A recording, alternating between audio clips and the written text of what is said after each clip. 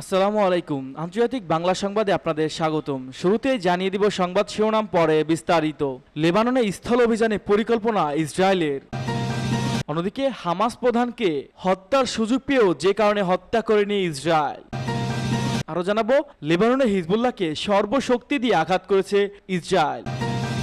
এবং ইসরায়েলের হামলায় 10 লাখের বেশি মানুষ বাস্তুচ্যুত হওয়ার আশঙ্কা লেবাননে। আরো জানাবো নাসরুল্লাহ উত্তরসূরি নিয়োগের খবর গুজব বলছে হিজবুল্লাহ। এবং সবশেষ জানিয়ে দিব গুরুতর আঘাতের সত্ত্বেও অবকাঠামো অক্ষত আছে হিজবুল্লাহর। এতক্ষণ দেখছিলেন সংবাদ শিরোনাম, এবার বিস্তারিত। তার আগে আপনি আমাদের ভিডিওটি কোন জেলা থেকে দেখছেন অবশ্যই কমেন্ট করে জানিয়ে দিবেন এবং আমাদের সাথে থাকার জন্য চ্যানেলটি সাবস্ক্রাইব করে দিবেন। লেবাননে স্থল অভিযানের পরিকল্পনা ইসরায়েলের। লেবাননে চলছে ইসরায়েলের অবিরতি বিমান হামলা। এর মধ্যেই দেশটিতে স্থল অভিযান চালানোর প্রস্তুতি হিসাবে সীমান্ত সামরিক উপস্থিতি বাড়াচ্ছে ইসরায়েল। এক মার্কিন কর্মকর্তা সিএনএনকে জানিয়েছে লেবাননে স্থল অভিযান হতে পারে বলে মনে করেছেন তারা। তবে স্থল অভিযান কখন চালানো হবে এ বিষয়ে চূড়ান্ত সিদ্ধান্ত এখনও নেওয়া হয়নি বলে জানিয়েছেন ওই মার্কিন কর্মকর্তা। খবর রয়টার্স। হিজবুল্লাহর সঙ্গে ইসরায়েলের শত্রুতা বেশ পুরনো। 2006 সালে রক্তক্ষয়ী যুদ্ধে জড়িয়ে পড়েছিল তারা। এরপর গত বছর অক্টোবরে গাজা ইসরায়েল চলমান হামলা চালানো হামাসের প্রতি সমর্থন জানিয়েছে ইসরায়েলি হামলা শুরু করে হিজবুল্লাহ। পাল্টা হামলা চালাচ্ছে ইসরায়েলও। তবে 17 ও 18 সেপ্টেম্বর হিজবুল্লাহ পেজার ও ওয়াকিটকিতে হামলার পর থেকে লেবাননে ব্যাপক হামলা শুরু করে ইসরায়েল। ইসরায়েলের উত্তর লেবাননের সীমান্ত রয়েছে, সেখানে ইসরায়েলি বাহিনীর বিপুল সেনা ট্যাঙ্ক ও কামান মোতায়েন করা দেখা গেছে। শনিবার লেবাননে স্থল অভিযান হুমকি দিয়েছে ইসরায়েলি বাহিনীর মুখপাত্র পিটার লার্নান। তিনি বলেছিলেন স্থল অভিযানে প্রস্তুতি নেওয়া হচ্ছে, তবে বিষয়টি এখনও বিবেচন। লেবাননে হামলা বাড়ানো গিয়ে ইসরায়েলের প্রতিরক্ষামন্ত্রী ইয়ফ গ্যালান্ট আলোচনা করে বলে জানিয়েছেন তার কার্যালয় এর আগে বুধবার স্থল হামলার প্রস্তুতি বিষয়টি নিশ্চিত করেছিল ইসরায়েলি সেনাবাহিনী প্রধান হেরিস হেলিভিও। হামাস প্রধানকে সুযোগ পেয়েও যে কারণে হত্যা করেনি ইসরায়েল। ইসরায়েলি সংবাদ মাধ্যম চ্যানেল 12 দাবি করেছেন দেশটির প্রতিরক্ষা বাহিনী হামাসের প্রধান ইয়াহিয়া সিনওয়াকে হত্যার সুযোগ পেয়েছিল, কিন্তু তারপরও তাকে হত্যা করেনি। ইসরায়েলের আশঙ্কা ছিল এতে হামাসের হাতে থাকা জিম্মিদের প্রাণ ঝুঁকিতে পড়তে পারে। ইসরায়েলি সংবাদ মাধ্যম জেরুজালেম পোস্ট চ্যানেলে 12 এর বরাত দিয়ে এই তথ্য জানিয়েছে। চ্যানেল 12 গতকাল রোববার এক প্রতিবেদনে এ দাবি করেন। প্রতিবেদনে বলা হয় ইসরায়েলের গোয়েন্দা পেয়েছিল যা দেশটির প্রতিরক্ষা বাহিনীকে সিনহাকে হত্যা করার একটি অনন্য সুযোগ ছিল। তবে সিদ্ধান্ত নেওয়া হয়েছিল এ ধরনের অপারেশনে খুব ঝুঁকিপূর্ণ হবে, কারণ হামাসের শীর্ষ যেখানে অবস্থান করেছিল সেখানে ইসরায়েলি জিম্মিদের রাখা হয়েছে।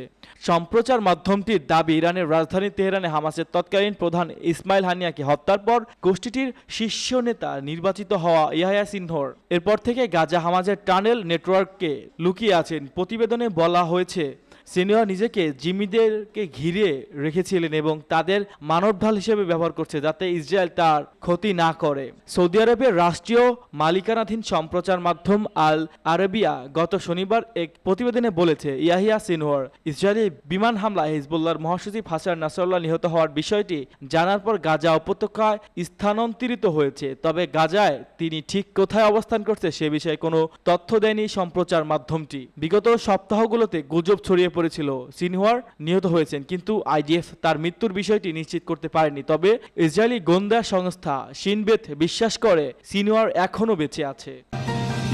লেবাননের হিজবুল্লাহকে সর্বশক্তি দিয়ে আঘাত করেছে ইসরায়েল। মার্কিন যুক্তরাষ্ট্র ও তার অন্যান্য মিত্র দেশগুলো যুদ্ধবিরতি দেওয়ার আহ্বান জানালেও ইসরায়েলের প্রধানমন্ত্রী বেনিয়ামিন নেতানিয়াহু দেশটির সেনাবাহিনীকে লেবাননের সশস্ত্র গোষ্ঠী হিজবুল্লাহর বিরুদ্ধে সর্বশক্তি দিয়ে লড়াই চালিয়ে যাওয়ার আহ্বান জানিয়েছে। লেবাননের স্বাস্থ্য মন্ত্রণালয় জানিয়েছে বৃহস্পতিবার ইসরায়েলি বিমান হামলায় কমপক্ষে 92 জন নিহত হয়েছেন। গত সোমবার থেকে সেখানে হামলা বেড়ে যাওয়ায় আরও শতাধিক নিহত হয়েছে। হিজবুল্লাহ নিশ্চিত করেছে যে লেবাননের রাজধানী বৈরুতে দক্ষিণ একটি ভবনে বিমান হামলা হওয়ার তাদের ড্রোন ইউনিটের প্রধান মোহাম্মদ সরুর নিহত হয়েছে। সোমবার থেকে দেশটিতে ইসরায়েলি হামলার তীব্রতা নাটকীয়ভাবে বেড়ে যাওয়া ইসরায়েল ও লেবাননে হিজবুল্লাহর মাঝে সর্বাত্মক যুদ্ধের আশঙ্কা দেখা যাচ্ছে। ইসরায়েল ও হিজবুল্লাহর মধ্যকার লড়াই ক্রমশ বাড়তে থাকায় গত বুধবার যুক্তরাষ্ট্র, যুক্তরাজ্য, ইউরোপীয় ইউনিয়ন সহ মোট 12টি দেশ লেবাননে 21 দিনে যুদ্ধবিরতি প্রস্তাব দিয়েছে।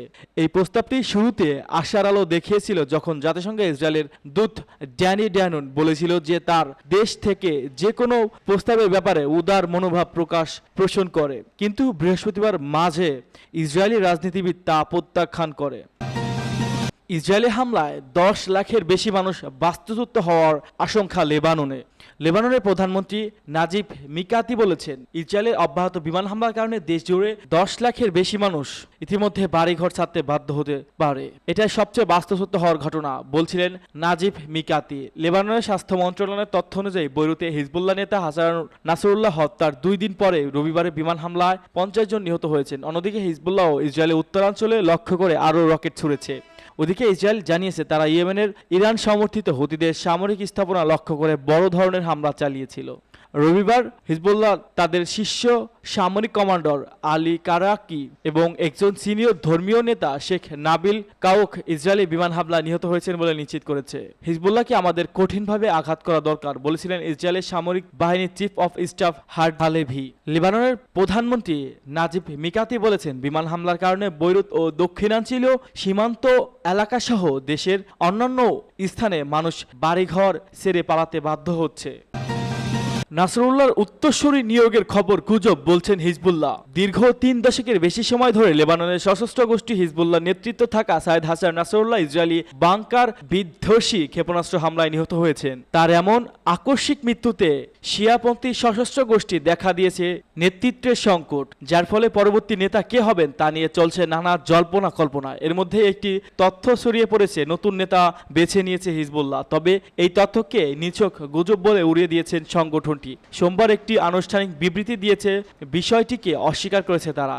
ইরানের সরকারি গণমাধ্যম ইরাক এক প্রতিবেদনে তথ্য জানানো হয়েছে। বিবৃতিতে বলা হয়েছে, হিজবুল্লাহর প্রয়াত মহাসচিব হাসান নাসরুল্লাহ উত্তরসূরি নিয়োগ সংক্রান্ত সব জল্পনা কল্পনা মিথ্যা। বিবৃতি উল্লেখ করা হয়, নাসরুল্লাহ স্থলাভিষিক্ত কে হবেন তা এখনও নির্ধারণ হয়নি। হিজবুল্লাহ নতুন প্রধান দায়িত্ব নিয়েছেন, এ বিষয়টিকে গুজব বলে অভিহিত করেছেন হিজবুল্লাহ। বিবৃতিতে আরও বলা হয়, হিজবুল্লাহ যে কোনো উদ্যোগ সংক্রান্ত সংবাদ বৈধতা পাবে শুধু তখনই যখন নতুন তা হিজবুল্লাহর আনুষ্ঠানিক বিবৃতিতে প্রকাশ করা হবে। প্রসঙ্গগত 28 সেপ্টেম্বর শনিবার বৈরুতে দক্ষিণাঞ্চলে ইসরায়েলি হামলায় নাসরুল্লাহ নিহত হওয়ার বিষয়টি নিশ্চিত করেছে হিজবুল্লাহ। আজ দিনের শুরুতে গুজব ছড়িয়ে পড়ে বাহিনীর কাউন্সিলর প্রধান হাশেম সাফিউদ্দিন হিজবুল্লাহর প্রধান হিসেবে নিয়োগ পেয়েছে। এই ঘটনার পরই এই বিবৃতি প্রকাশ করে হিজবুল্লাহ। গণমাধ্যমে প্রকাশিত সংবাদ মতে ইসরায়েলি প্রধানমন্ত্রী মার্কিন যুক্তরাষ্ট্রের সমর্থনে নিউ ইয়র্কে জাতিসংঘের সদর দপ্তরে বসে নাসরুল্লাহকে হত্যার নির্দেশ দেন। গুরুতর আঘাতের সত্ত্বেও কাঠামো অক্ষত আছে হিজবুল্লাহর। গুরুতর আঘাতের সত্ত্বেও অক্ষত আছে হিজবুল্লাহর। দলটির উপপ্রধান নাইম কাশেম এক ভাষণে এই মন্তব্য করেন। আল জাজিরা জানিয়েছে, নাইম কাশেম এক ভাষণে বলেছেন, হিজবুল্লাহর প্রধান নিহত হওয়া আমরা কঠিন পরিস্থিতির মধ্য দিয়ে যাচ্ছি, তবে দলের কাঠামো এখনও অক্ষত আছে। তিনি আরো বলেন, হিজবুল্লাহ এখনও হাসান নাসরুল্লাহ স্থলাভিষিক্ত নিয়োগ দেয়নি, তবে একটি প্রতিক্রিয়ার মধ্য দিয়ে নিয়োগ দেওয়া হবে। কাশেমের প্রতি হিজবুল্লাহর সমর্থকদের অনেক আশা ছিল। আমরা এই শহরের রাস্তা এবং বৈরুতের দক্ষিণ শহরগুলিতে ছিলাম এবং লোকেরা উদ্বিগ্ন। তারা মনে করে যে হিজবুল্লাহ তাদের রক্ষা করেছিল। তিনি জনগণকে আশ্বস্ত করার চেষ্টা করেছিল যে হিজবুল্লাহ এখনও যুদ্ধ করার সামরিক সক্ষমতা রয়েছে। ইসরায়েলের কাছে তারা হার মানতে প্রস্তুত নয়।